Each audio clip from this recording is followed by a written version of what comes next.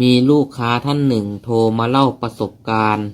ที่ได้บูชาตะกรุดมหาสะท้อนกันภัยวัดสารพันท้ายนรสิงห์ครับ เรื่องราวมีอยู่ว่าพี่ผู้หญิงท่านหนึ่งเขาไม่ค่อยถูกกับเพื่อนๆในที่ทำงาน2 คนครับเวลาทำงานก็คอยจะกลั่นแกล้ง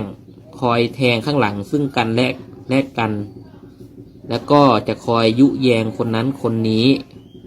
ให้มาเกลียดพี่เขานะครับแล้ววันนั้นพี่เขาก็ได้มีปากเสียงกับเพื่อนร่วมงาน2 คนนะครับทะเลาะกันอย่างรุนแรงจนแบบว่าจะไม่เผาผีกันเลยครับและจากนั้น3 วันต่อมาพี่คนที่ได้ทะเลาะกับพี่ของเขานั้นคนหนึ่งถูก